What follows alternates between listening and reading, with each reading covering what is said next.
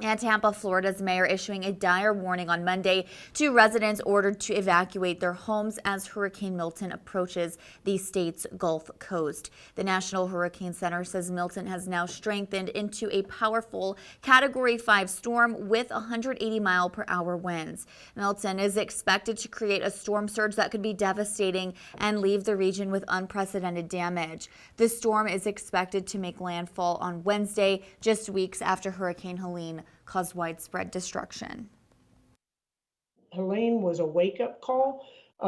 This is literally catastrophic. And I can say without any dramatization whatsoever, if you choose to stay in one of those evacuation areas, you're going to die. Thousands of people seem to be heeding that warning, luckily, and highways leading out of the area were jammed throughout Monday as people head north to try and get out of harm's way.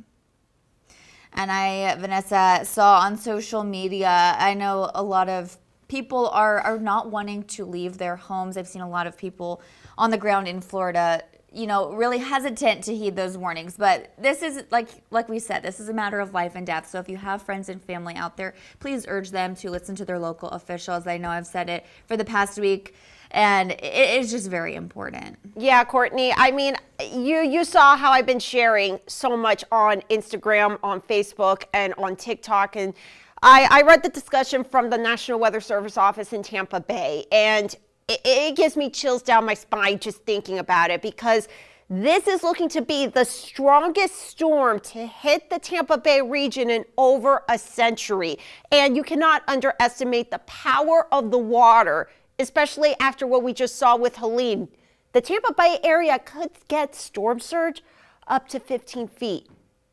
That is a lot of water. And I'm hoping and praying people heed those evacuation orders and take the necessary preparations, because in the next 24 to 36 hours, they are going to be feeling the brunt of this storm right here, Hurricane Milton. Already parts of Florida are starting to get those outer rain bands this morning, but this is just the beginning, everyone. They still have a long ways to go. Now, the storm has slightly weakened from a Category 5 to a Category 4 overnight due to the eye wall replacement cycle it has been going through.